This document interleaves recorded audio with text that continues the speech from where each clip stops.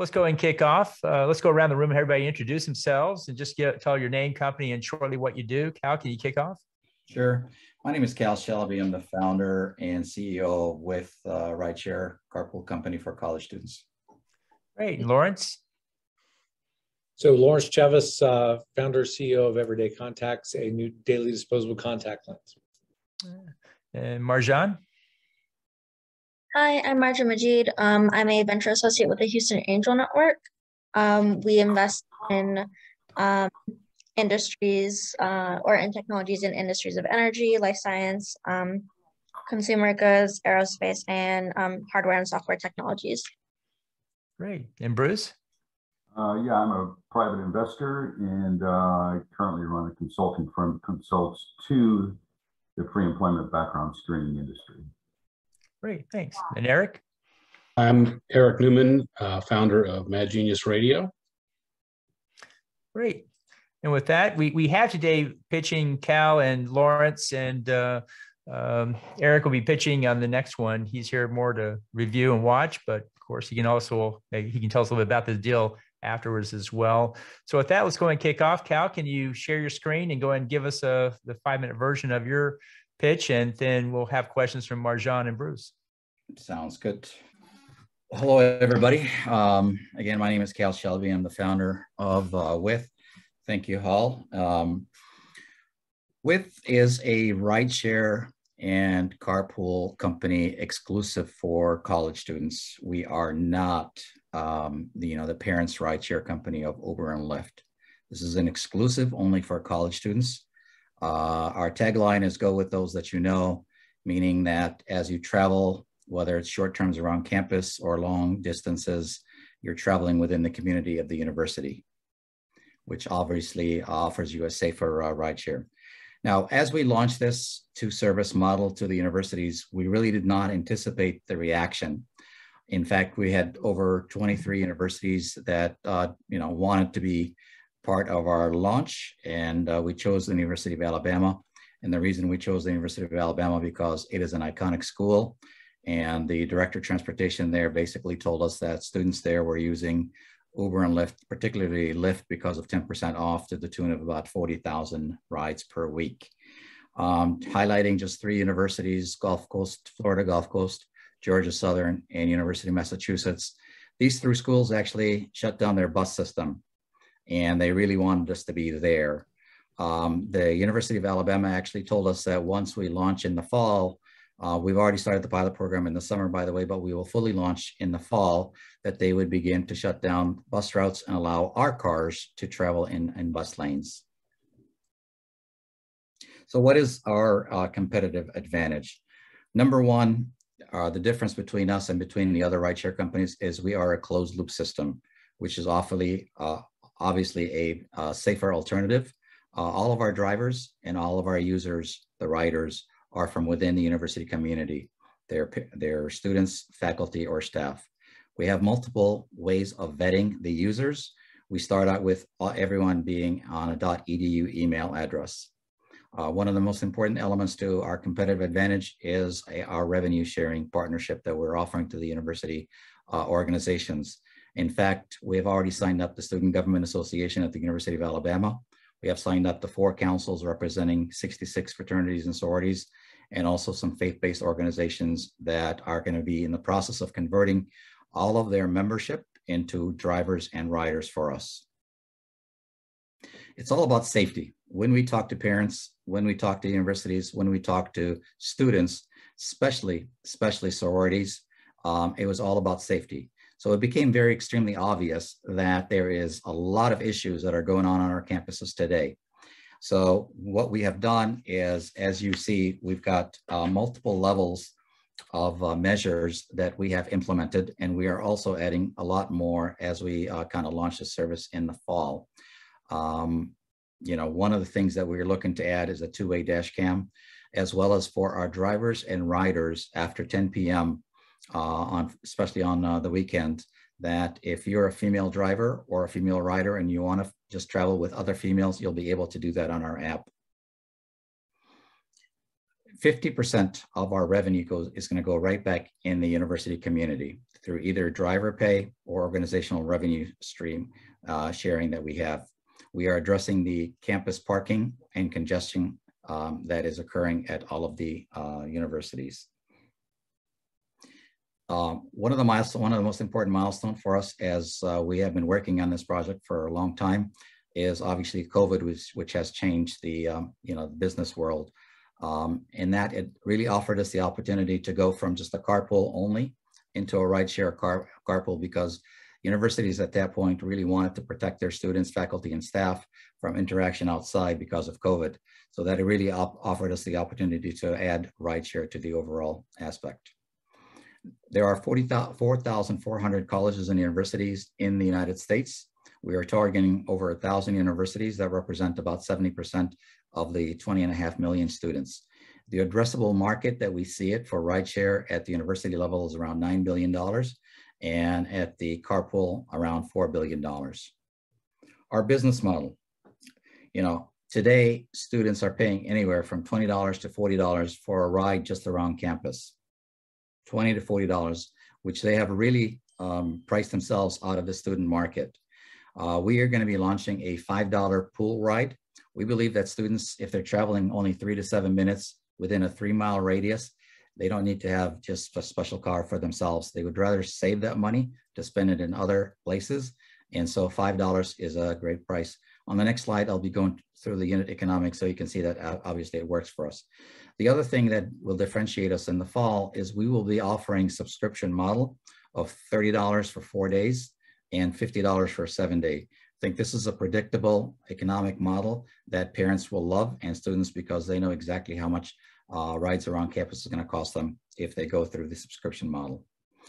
Under the unit economics, we're paying drivers differently than Uber and Lyft. We're starting them at $14 an hour. Today, the minimum wage in the state of Alabama is $7.25. We are incentivizing them that if they pick up more than 6 riders per hour, that for riders 7 through 10, that they're going to get $1.50 extra to get them to the $20, which is huge for them. Our service area is very, very short. It's a 3-mile radius that encompasses all of the housing, the campus itself, as well as the business district. The average trip is going to be 1 mile for us versus Uber and Lyft's average of around 6 miles. So the pickup for a driver for us to pick up riders is going to be typically anywhere from 1 block to 4 blocks before they pick up. It only takes 3 riders per hour. Again, we are a pool, so they could happen with 1 trip, basically from picking up in front of a sorority house or a fraternity house to break even. The data. Most technology companies right now are data centers. And so for us, the data monetization aspect of it is going to be tremendous. Most companies that leverage the monetization of data, they're only collecting geographic data. For us, we'll be able to collect geographic data. We'll be also collecting demographic data, as well as what we call the psychographic. What are the students' hobbies? What are their interests? What are they studying in school? What type of music do they like? And the great thing about this is the students will actually be sharing that information with us because they will see a benefit, i.e., when they travel long distance, I think it behooves that anyone would like to know more about who they're going to be traveling with. So they will see a benefit for them to share that information with us. There are currently, according to the US News and World Report, 48% of the student populations have cars on campuses. Again, we have a pool of over 10 million students with cars on campuses, more importantly in 2,800 college towns.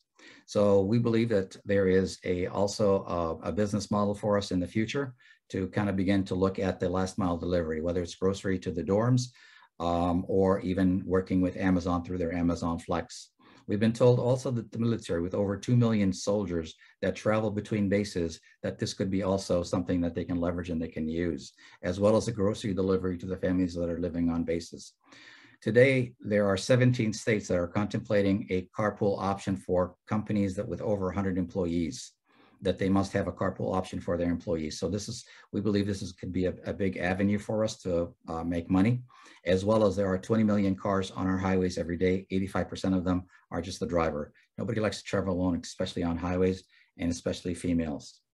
We've already fundraised over $300,000 from family and friends, and we've got 2 SAFE agreements of $250,000.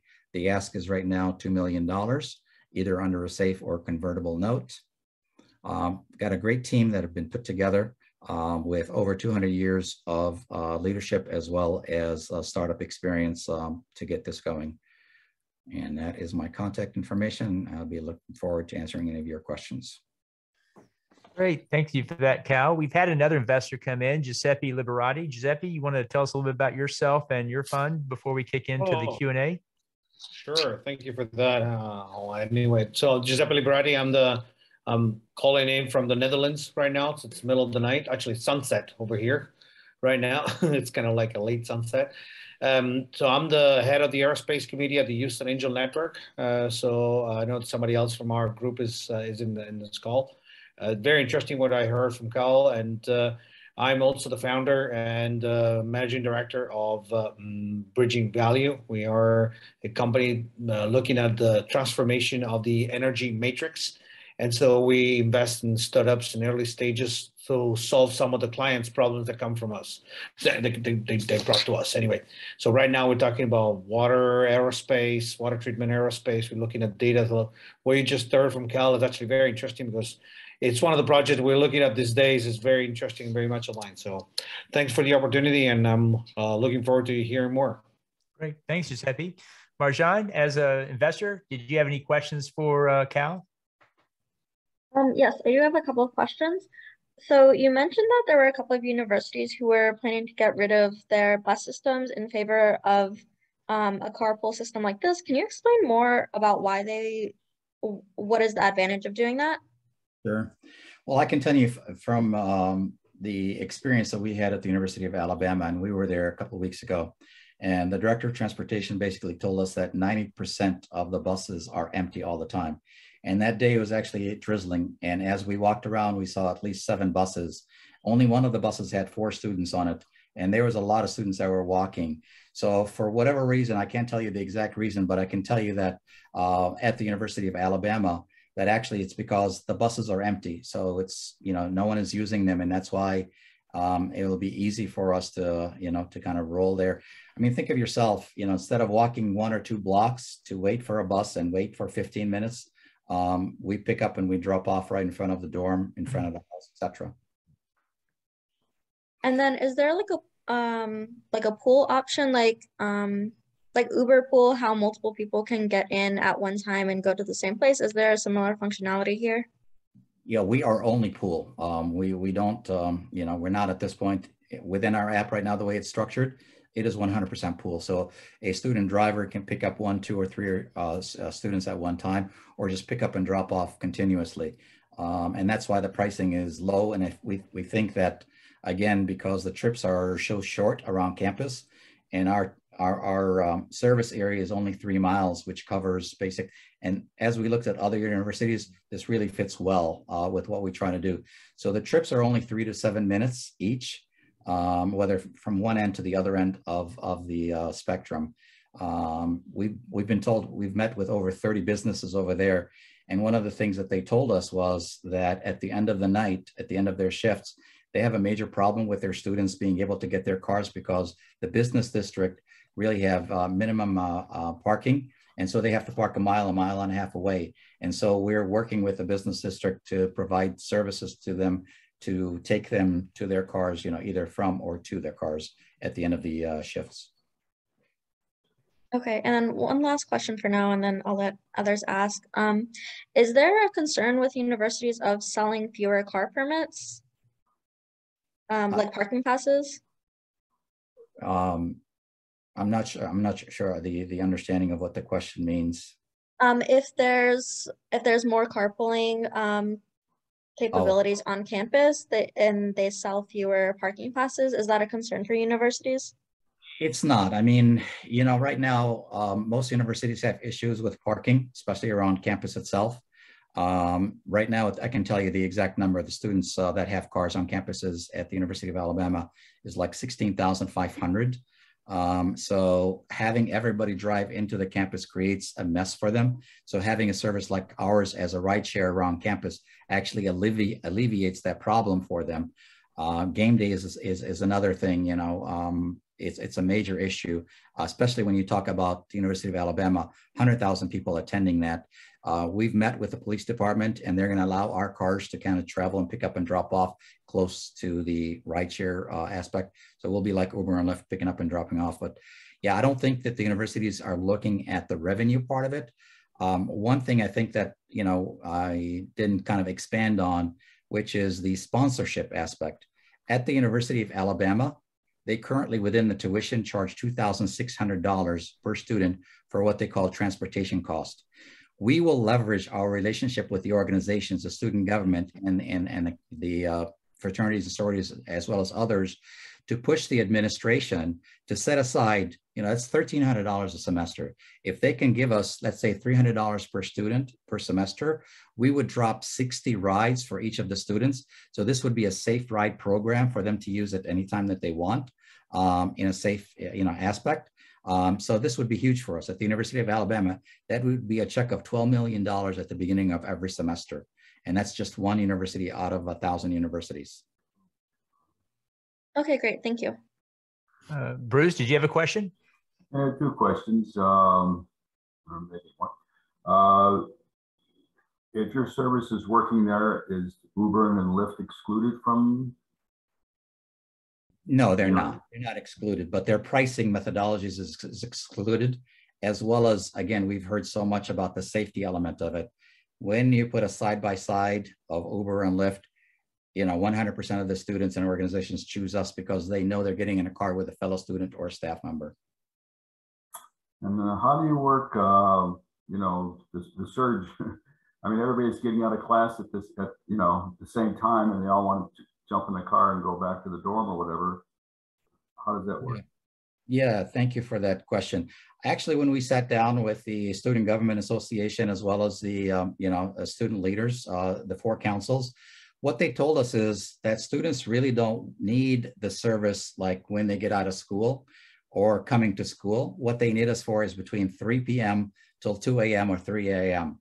This is the time that they want us to be there, which is great for us because most of the students would have already finished classes. Again, we probably need a few hundred student drivers to be able to cover the shifts.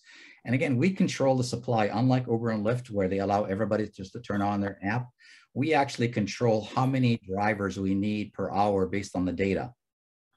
There's something there that that we were told that between the sororities and the fraternities, they have things called date night, which we will organize with them, where they need, you know, like a sorority with 300 to 400 girls, they need to go to a venue. By their own regulations, they have to have companies like us transport them there. So we will have enough cars to sit there and take them to that venue and bring them back after they finish. This is a big thing at the University of Alabama, and we've already, again, signed up the 4 councils to be able to do that for them.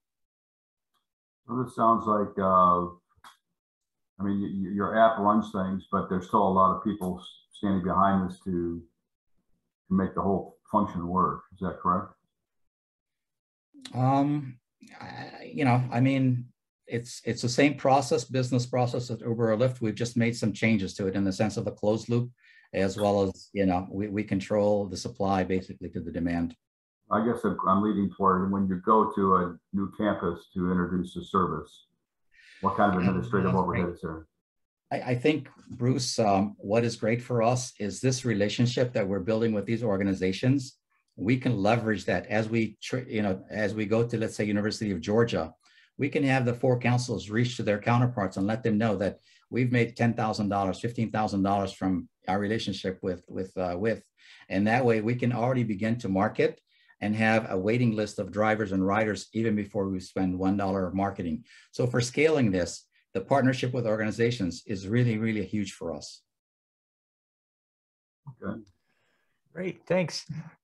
Thanks for that, Bruce. Giuseppe, did you have one short question? Yeah, one short question. I didn't see, Cal, one of the things that the differentiation between the graduate students and undergrads. And I think like lots of the universities that can actually leverage that differentiation. because of like, age and, but also like the safety, the more mileage already driven. And that can actually open up a bigger pool of potential driver. How do you see that?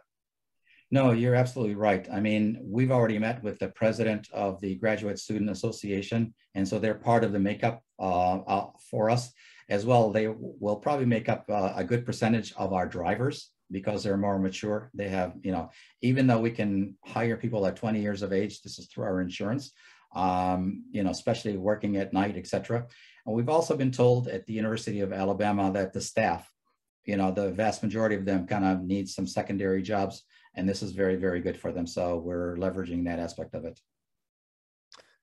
Great. Thanks, guys. Next, we're going to have Lawrence Chavez talk about everyday contacts. Thank you, Cal. Thank you, Giuseppe. Lawrence, if you could go ahead and share your screen and kick off. All right. Thank you very much, Hall. All right. Fantastic. Thank you very much. My name is Lawrence Chavez. I'm blessed to be the CEO of Everyday Contacts. We are introducing a new daily disposable lens through what we call a doctor-enabled direct consumer model. So there's a specific problem in the contact lens industry. I would normally ask for a raise of hands of who wears contacts in a live room, but it's a little harder. But essentially what happens is eye doctors make the purchase decision on what lens to use almost universally for the contact lens user, but they don't make the purchase decision on where to buy that lens. What this means is that eye doctors are recommending a lens, and then half the time patients are choosing to buy that lens from some other retail channel, which costs the doctors $500 to $600 million a year in lost revenue. And this is for daily disposable contact lenses only. And then it's just getting worse as we've gone through COVID. So our solution, as I mentioned, is what we call a doctor-enabled direct consumer model. So it's a very consumer-friendly D2C model for the contact lens user, a branded product delivered to their home or office on a monthly basis, ability to manage and control their supply online, but it's only available from an Everyday Contacts partner doctor, which allows that doctor to maintain that patient relationship and also earn additional revenue as a reseller of that lens. Our go-to-market strategy is to partner with independent eye care practices, work with consultants and doctors associations, and also work with practices who've been acquired by private equity firms.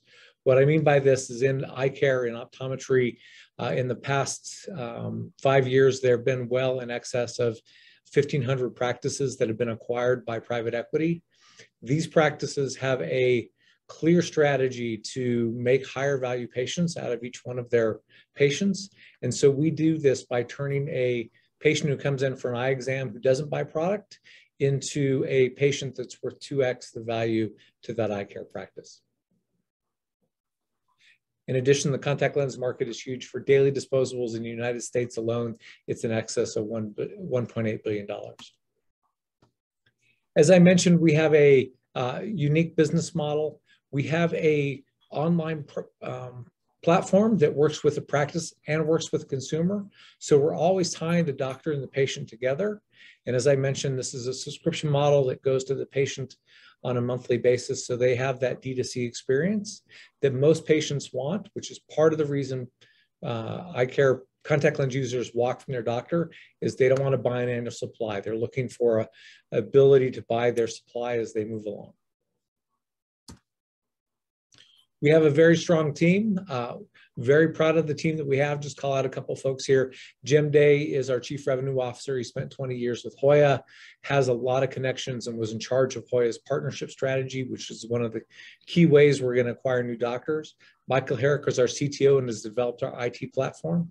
And then we have an amazing medical advisory board. I won't go through these guys in detail, but they're thought leaders in the industry, very well connected. And some of them are also contact lens specialists. We have a scalable snowball model. So what I mean by a snowball model, it's a partnership strategy combined with subscription model. What that means is every doctor, rather than selling each individual customer, we're partnering with a doctor. Every doctor is worth in excess of $40,000 a year in annual recurring revenue. And so this snowballs very quickly. We launched last month with what we call our Canary Go Live launch, a small group of practices. We're expanding that launch out to additional practices. End of year one, we want to have 200 doctors. End of year three, 350 doctors. And if simple assumptions, $50 a month, 6 new prescriptions per month per doctor, we're able to get to in excess of $50 million in annual recurring revenue at the end of year three. Investment opportunity, we're raising a $750,000 convertible note, which will roll into a Series A that will launch at the beginning of next year. We do this for scaling, platform improvements, and inventory as well. With that, I want to thank you for your time. Here's my contact information. We're creating a new model that is basically bridging that gap between the doctor and the contact lens user, reconnecting them and enable them to both have a satisfactory and satisfying experience. Thank you.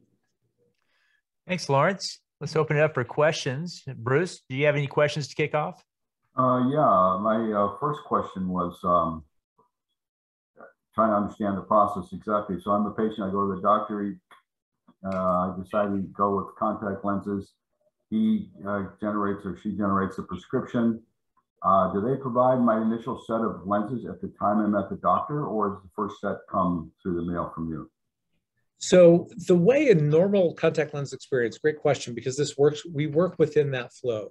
The way a normal contact lens experience would work is when you're evaluating that lens, the doctor would give you a trial set. So they give you a lens, put it in your eye, you go, I love this lens, I want to go for it. So our trial packs are 10 packs. So when you're walking out of that office, you have your first 10 days free. And then by the time that 10 days is up, your first shipment has arrived at your home or office. And so you have lenses to use from the day you leave the practice until the day you stop using everyday contacts. And how is your pricing going to compete with 1-800 contacts? So that's one of the unique things about what we're doing is we have a transparent pricing model, which means it's the same price regardless of where you buy it. So whether you go on our online, and to be clear, we will only sell with a valid prescription, but every doctor will have the same pricing model, which is the $50 a month, which is very comparable and very competitive. The premium daily, so we're talking premium daily disposables. We have a premium quality silicone hydrogel. It's the second highest oxygen permeability in the market. The highest is Dailies Total One, which is about $66 a month. MyDay is about $54 a month. AccuView Oasis, 1 day is about $55 a month. And we're doing $50 a month delivered to the patient. So we're very price competitive and it's transparent, which means every other product that the doctor's carrying, every doctor is setting their own pricing, which is why people go online. They think they can get it cheaper online. It's a very critical part of our model. Okay, thank you.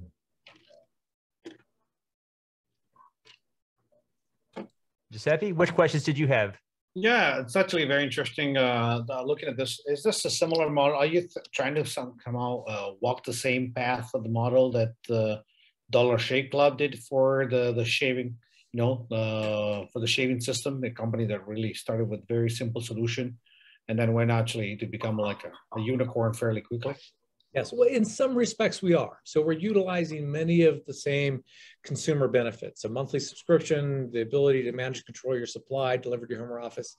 The unique thing is contact lenses, the way I describe it, contact lenses walk that line between a consumer product and a medical device. It's a medical device. It's a piece of plastic you stick in your eye. So you need a medical professional to work with you. So recognizing that's unique place in the market, that's why we include the doctor. There has been a company called Hubble who tried to do the pure dollar shave model, and it doesn't work because they're substituting a product that's not the same product they got from their doctor. They had enormous churn, they ran into financial problems. The way we solve the churn issue is getting the doctor involved and having them put that trial lens on your eye and knowing that when you get home, that same lens is going to be delivered to your home or office. So following up on that, Lawrence, can you envision like a way for the doctors to do that, something like telehealth, like online and remotely somehow on that? Because obviously that actually will shorten the path. I know you're not going to get the first sale free when you go to the office, but so there is a very good question. There are companies out there that are doing online eye exams for telehealth. They have not had an amazing uptick, in part because most of them are not doing an online eye exam per se. they're doing prescription validation. So in other words, they're verifying that you have 20/20 vision with your existing prescription. So if your prescription changes, you still have to go to the doctor.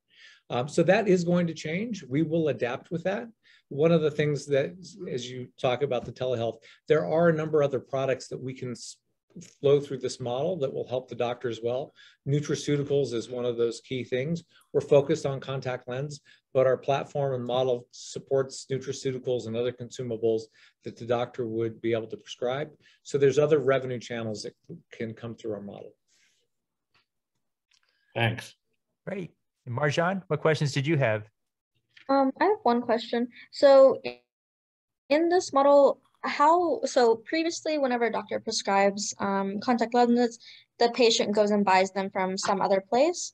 But here the doctor is getting some portion of this profit, which is why this is an advantageous method. Is that correct? So kind of. So previously what's happening now is you'll go in, you'll get a contact lens prescription, and the doctors will try to sell you product. Half the time that works and half the time it doesn't. The half the time that it works, great, the doctor makes revenue. And a little note, optometry practices make more than 50% of their revenue from product sales. So that's part of how they exist. It's part of the business model right now. So product sales is part of what they do. In fact, it's more than 50% of what they do. What happens is half of those patients walk from the doctor's office and buy lenses elsewhere. And they do that for two reasons, price and convenience. So we're solving that price convenience issue by giving them a transparent pricing model provided with the D2C convenience of a monthly subscription.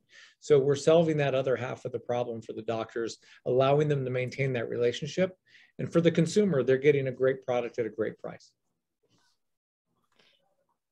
Okay, great. Thank you. All right. Thank you, Lawrence. And our next presenter now is Jake Marvelstein of Groundbreaker. Jake, if you'd like to go ahead and share your screen and kick off, we'll have you come next. Okay, perfect. So I'd like to start this deck off with a personal story. You know, my experience and why I started Groundbreaker as a real estate investment professional is because I worked at a REIT underwriting distressed hotels, and I was very frustrated with my work. I hated my job, and it's because I had to be answering to many different people and wearing many different hats. Data was all over the place, and I was the bottleneck in the process. So I thought, how do you make, how do you make a system that looks like this into a better and more a better experience for investors and for different people on your team? And it's basically, in a firm where you're handling investors and you're doing capital raising for real estate deals, the process is broken and data is in a number of different silos. So we're real estate and technology experts creating a system that streamlines data and information in one place to remove friction and remove bottlenecks. So investors have a very pleasing experience investing with you. And as the operator and syndicator and fund manager, you can be more efficient and you can save tons of time. In fact, 80 hours per deal is saved on using Groundbreaker versus not having a system or using Excel. And it's a 250% cost savings. And it's also a much better experience for the customer at the end of the day. And not to mention their team, who doesn't hate their job anymore. So this is the portal that we have fully built. It's an investor portal on one side for LPs to get into deals and see their portfolios. On the GP, general partner side, it's a system that's managing all the data and information and optimizing workflows. So things like doing distributions of millions of dollars to hundreds of investors can take as little as 1 minute to send. And for an investor getting into a deal, signing subdocs and transferring funds can take less than 5 minutes, a process that would normally take hours and many different friction stop and go points. So who is the customer that Groundbreaker sells to? It's a small partnership, one guy, two guys working together, doing deals, doing multifamily investments or self-storage investments, or it's a small team of 5 up to 15 people that are doing real estate investments.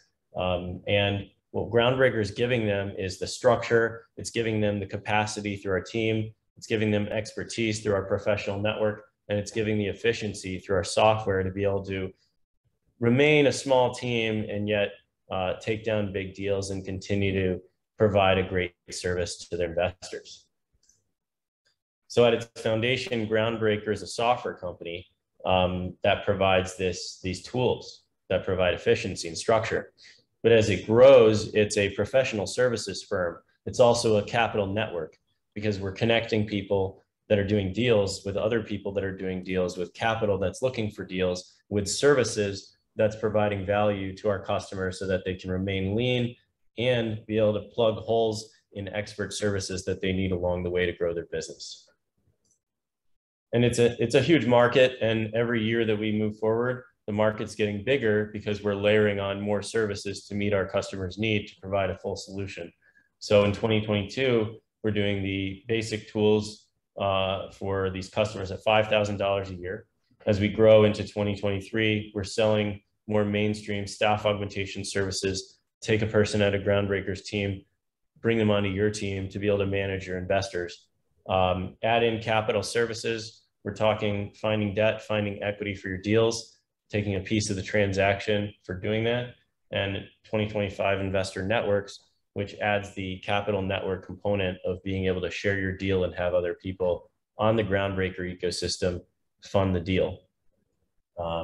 So our business model today, we're selling software for $5,000 a year, all you can eat, as many investors, as much equity, as many transactions as you want. And it's $1,000 for an additional seat beyond two. The trained admin services is already up and running. We're selling it between 5K and 20K, depending on how much the customer needs. And the debt and equity service is also up and running through a partner that we work with. So they'll source the debt or the equity and get paid a percent of the transaction, and then forward a large part of that fee to Groundbreaker. So how do we get customers? Now, customers in our space, the small partnerships, the small teams, they're constantly learning about real estate, and they're networking because they're trying to fill those expertise gaps and those gaps in their capital stack. So they go to conferences, they read blogs, they listen to podcasts, they ask their attorney, their broker, their accountant for information, and they also use the software, and they partner with other groups and bring them into the software. So we're appearing in all those different places, and that's how we're getting our name out there and grabbing customers. And the product is a viral loop to grow more customers. As people use it, investors become GPs, and GPs invite other co-GPs to invest with them. So, okay, so Groundbreaker has real money and real dollars flowing through it. Last year, we did 1.3 billion over the platform in dollars funded from investors into deals, and $700 million in distributions. This was for the 20,000 individual LPs that use Groundbreaker and the 140 general partners that use us as software customers. And we got 400,000 in ARR today with a 4.5 cost of customer acquisition to lifetime value ratio. So healthy unit economics and healthy growth tell us to keep funding sales and marketing and growing. And that's what we're looking to do. Our net revenue retention and logo retention keeps growing. So the platform is healthy, the business is healthy. And where we started was in 2020, we launched and we got to 100 customers. We learned through some of the aches and pains of the early product to be able to iterate and make it easy to use. We got to this product market fit point with 2 billion in transactions, doubling net revenue retention. And now we're growing by an average of 10 customers a month with one sales rep. We switched our pricing to seat-based pricing to make it more simple and transparent for customers and aligned to their interests. And our raise that we're looking for now will get us 24 months of runway, 2.7 million in annual recurring revenue, and around 600 customers. We'll break even part of the way through the end of 2023 on cash flow. And where we're headed with the capital we raise, it's to scale up sales and marketing so we can be in all of those places that I showed you on that earlier slide. Release co-GP feature in Groundbreaker. So it's a product virality feature where one general partner can bring another general partner into the tool to do deals. And then our software is super easy to use. We've been working on this for a year now. Go towards a free trial. So people can set up Groundbreaker on their own through the free trial, and then sales books a demo and sells them into the solution. By being able to kick the tires, customers are going to have a better chance of converting and a better experience using us. And then as we get to the end of 23, it's being able to launch the deal marketplace, so people can share deals and get access to capital through Groundbreaker. Competitively speaking, there's other companies that do what we do. They compete directly. They sell in different ways than we do. And the real differentiator we have versus the market is on price, service, and our ease of use. Our service is second to none, and that's a really important element. None of the software companies we work against, they don't provide a full customer service experience. So investors don't get the onboarding and handholding that they need to be able to fully adopt the solution, and there's no loyalty. Also, other solutions are more complicated, harder to use, and harder to get onboarding and get onboarded to and deploy. And they're pricing nickel and dimes customers for adding more equity and more deals to the platform. Our philosophy is we're going to give you the best service in the world. We're going to make the software as easy as possible, and we're going to onboard your whole portfolio, and you're just going to pay us a flat fee for it. Because our business long-term is in getting the data and becoming a network where transactions get done. And long-term, that's where we want to be, bringing the services with the capacity expansion, with the structure, and with the capital all together in one place. This is our team. So I come with the real estate domain expertise. Ryan Oliver has the tech chops from Warby Parker and BuzzFeed to lead the engineering team and develop the product. And Jeff and Stefan are responsible for really growth and continuous iteration of the business to be able to get customers in the door, make them happy, and rinse and repeat. And we've got great investors behind us, as well as customers who've put their money in after working with us for some time. And we're raising $3 million to get to this goal, with about half of the capital allocated to sales and marketing. Happy to chat more about use of funds, team, org chart, and anything else you guys have on your mind. Thank you.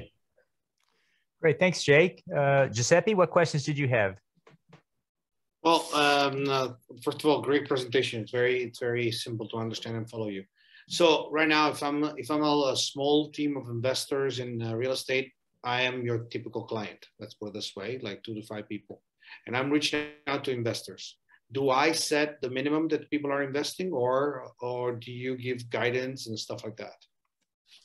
Yeah, typically you'll bring on your own investors that you know from your network, family, friends, accredited investors. You can do marketing to your own investors, and you'll set the minimums and the terms and the structure of the deal. We can always tell you if you have questions, what works best, where I would go. That's what our customer support team would do.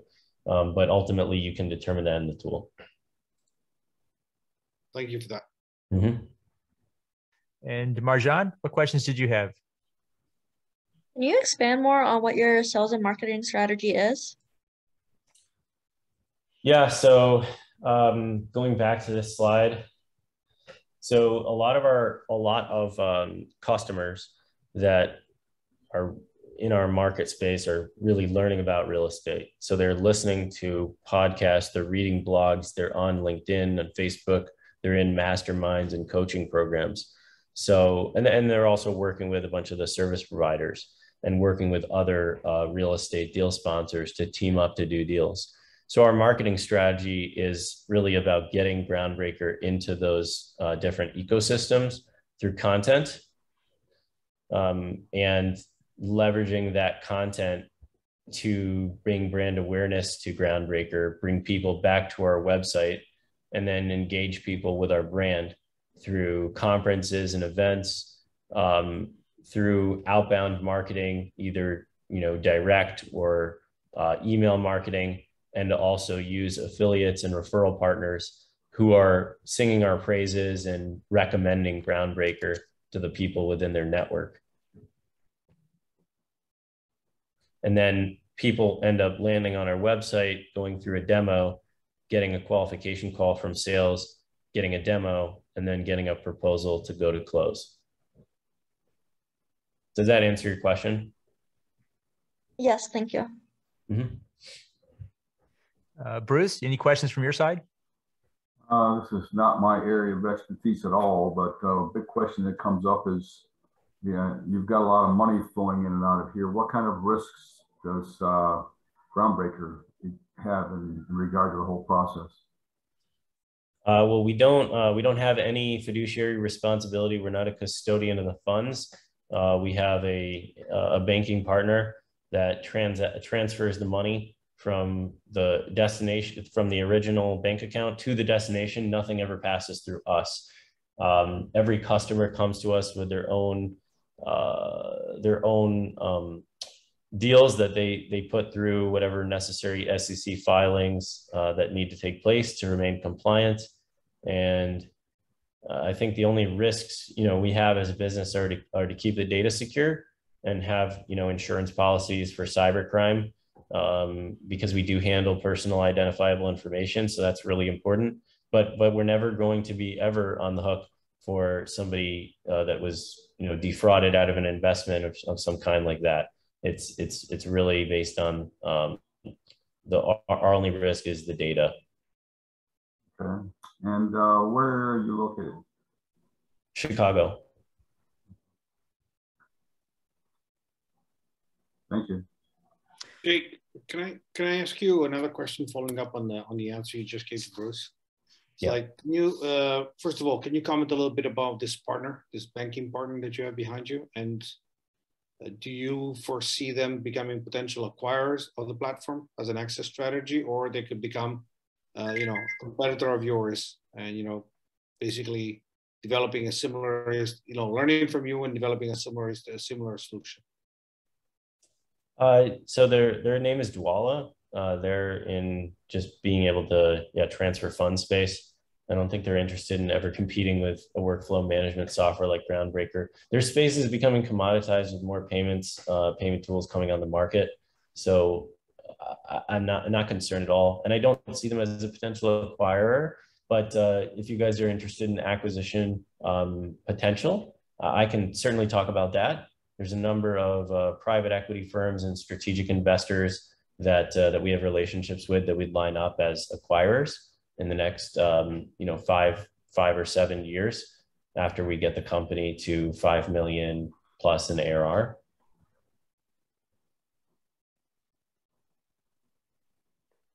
So as an exit strategy, think of like Walker and Dunlop, who does debt and equity placement, capital market services that want to get closer to the transaction, of Bricadia.